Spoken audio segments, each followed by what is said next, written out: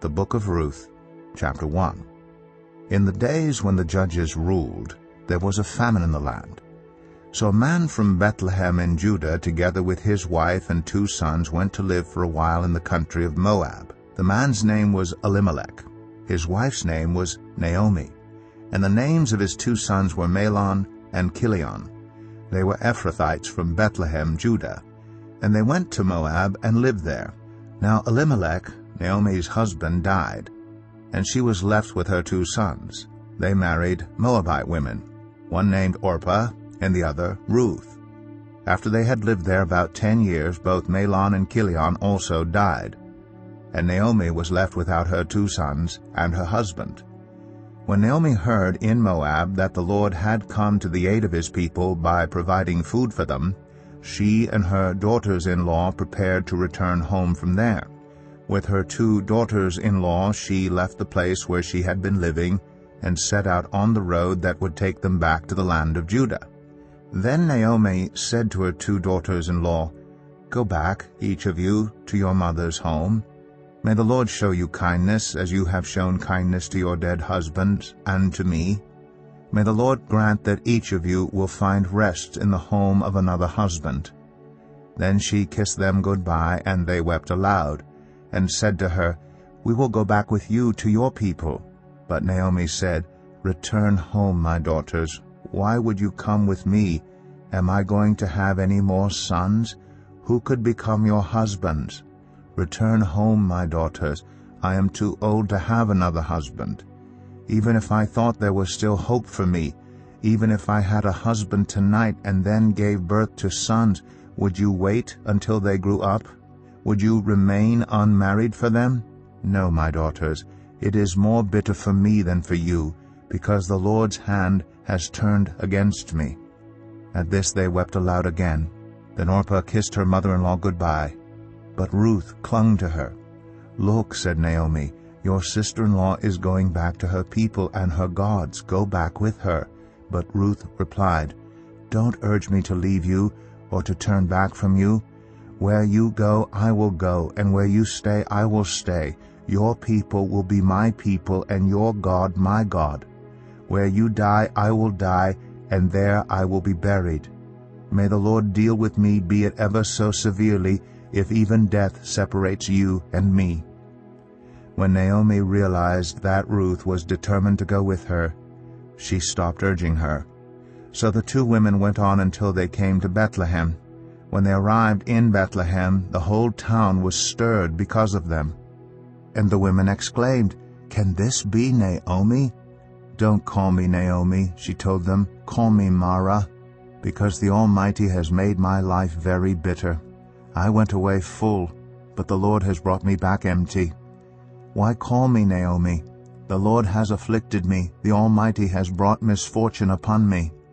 So Naomi returned from Moab, accompanied by Ruth the Moabite, her daughter-in-law, arriving in Bethlehem as the barley harvest was beginning. Ruth 2. Now Naomi had a relative on her husband's side, a man of standing from the clan of Elimelech, whose name was Boaz.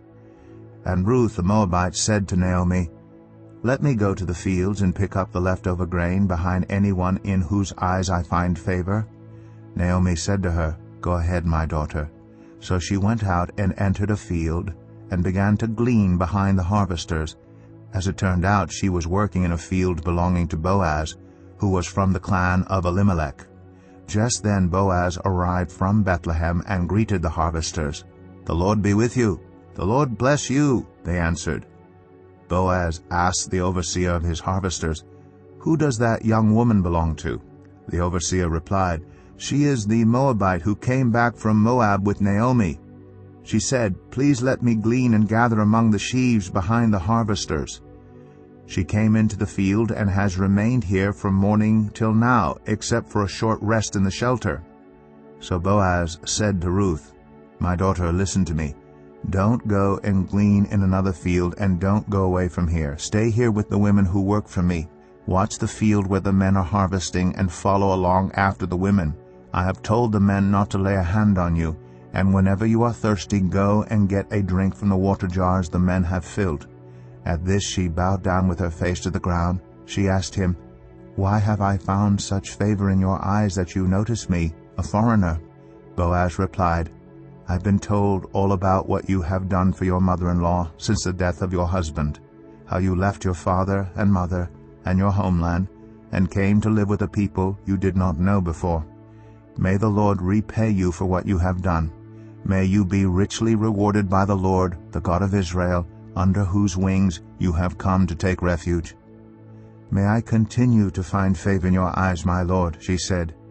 "You have put me at ease by speaking kindly to your servant, though I do not have the standing of one of your servants." At mealtime Boaz said to her, "Come over here, have some bread and dip it in the wine vinegar." When she sat down with the harvesters, he offered her some roasted grain. She ate all she wanted and had some left over. As she got up to glean, Boaz gave orders to his men, "Let her gather among the sheaves, and don't reprimand her. Even pull out some stalks for her from the bundles and leave them for her to pick up, and don't rebuke her." So Ruth gleaned in the field until evening. Then she threshed the barley she had gathered, and it amounted to about an ephah.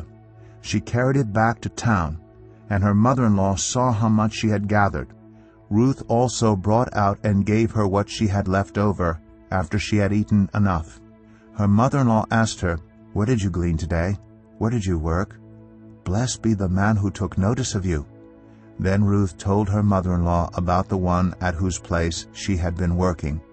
"The name of the man I worked with today is Boaz," she said. "The Lord bless him," Naomi said to her daughter-in-law. "He has not stopped showing his kindness to the living and the dead." She added, "That man is our close relative. He is one of our guardian redeemers." Then Ruth the Moabite said, "He even said to me, 'Stay with my workers until they finish harvesting all my grain.'" Naomi said to Ruth her daughter-in-law, "It will be good for you, my daughter, to go with the women who work for him, because in someone else's field you might be harmed." So Ruth stayed close to the women of Boaz to glean until the barley and wheat harvests were finished, and she lived with her mother-in-law. Ruth 3. One day Ruth's mother-in-law Naomi said to her, "My daughter, I must find a home for you, where you will be well provided for. Now Boaz, with whose women you have worked, is a relative of ours. Tonight he will be winnowing barley on the threshing floor. Wash, put on perfume, and get dressed in your best clothes. Then go down to the threshing floor, but don't let him know you are there until he has finished eating and drinking. When he lies down, note the place where he is lying. Then go and uncover his feet and lie down. He will tell you what to do." "I will do whatever you say," Ruth answered. So she went down to the threshing floor and did everything her mother-in-law told her to do. When Boaz had finished eating and drinking and was in good spirits, he went over to lie down at the far end of the grain pile. Ruth approached quietly, uncovered his feet, and lay down. In the middle of the night something startled the man. He turned, and there was a woman lying at his feet. "Who are you?" he asked. "I am your servant Ruth," she said. "Spread the corner of your garment over me, since you are a guardian redeemer of our family." "The Lord bless you, my daughter," he replied. "This kindness is greater than that which you showed earlier. You have not run after the younger men, whether rich or poor. And now, my daughter, don't be afraid. I will do for you all you ask. All the people of my town know that you are a woman of noble character. Although it is true that I am a guardian redeemer of our family, there is another who is more closely related than I. Stay here for the night, and in the morning, if he wants to do his duty as your guardian redeemer, good, let him redeem you. But if he is not willing, as surely as the Lord lives, I will do it. Lie here until morning." So she lay at his feet until morning, but got up before anyone could be recognized. And he said, "No one must know that a woman came to the threshing floor." He also said, "Bring me the shawl you are wearing and hold it out." When she did so, he poured into it 6 measures of barley and placed the bundle on her. Then he went back to town. When Ruth came to her mother-in-law, Naomi asked, "How did it go, my daughter?" Then she told her everything Boaz had done for her, and added, He gave me these 6 measures of barley, saying, 'Don't go back to your mother-in-law empty-handed.' Then Naomi said, 'Wait, my daughter, until you find out what happens, for the man will not rest until the matter is settled today.'" Ruth 4. Meanwhile Boaz went up to the town gate and sat down there just as the guardian redeemer he had mentioned came along. Boaz said, "Come over here, my friend, and sit down." So he went over and sat down. Boaz took 10 of the elders of the town and said, "Sit here," and they did so. Then he said to the guardian redeemer, "Naomi, who has come back from Moab, is selling the piece of land that belonged to our relative Elimelech. I thought I should bring the matter to your attention and suggest that you buy it in the presence of these seated here and in the presence of the elders of my people. If you will redeem it, do so. But if you will not, tell me, so I will know. For no one has the right to do it except you, and I am next in line." "I will redeem it," he said. Then Boaz said, "On the day you buy the land from Naomi, you also acquire Ruth the Moabite, the dead man's widow, in order to maintain the name of the dead with his property." At this the guardian redeemer said, "Then I cannot redeem it because I might endanger my own estate. You redeem it yourself. I cannot do it." Now in earlier times in Israel, for the redemption and transfer of property to become final, one party took off his sandal and gave it to the other. This was the method of legalizing transactions in Israel. So the guardian redeemer said to Boaz, "Buy it yourself." And he removed his sandal. Then Boaz announced to the elders and all the people, "Today you are witnesses that I have bought from Naomi all the property of Elimelech, Chilion, and Mahlon. I have also acquired Ruth the Moabite, Mahlon's widow, as my wife, in order to maintain the name of the dead with his property, so that his name will not disappear from among his family or from his hometown. Today you are witnesses." Then the elders and all the people at the gate said, "We are witnesses. May the Lord make the woman who is coming into your home like Rachel and Leah, who together built up the family of Israel. May you have standing in Ephrathah and be famous in Bethlehem. Through the offspring the Lord gives you by this young woman, may your family be like that of Perez, whom Tamar bore to Judah." So Boaz took Ruth, and she became his wife. When he made love to her, the Lord enabled her to conceive, and she gave birth to a son. The women said to Naomi, "Praise be to the Lord, who this day has not left you without a guardian redeemer. May he become famous throughout Israel. He will renew your life and sustain you in your old age. For your daughter-in-law, who loves you and who is better to you than 7 sons, has given him birth."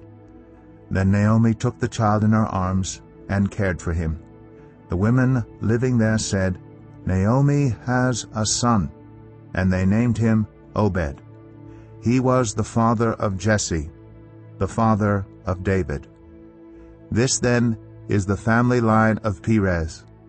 Perez was the father of Hezron, Hezron the father of Ram, Ram the father of Amminadab, Amminadab the father of Nahshon, Nahshon the father of Salmon, Salmon the father of Boaz, Boaz the father of Obed, Obed the father of Jesse, and Jesse the father of David.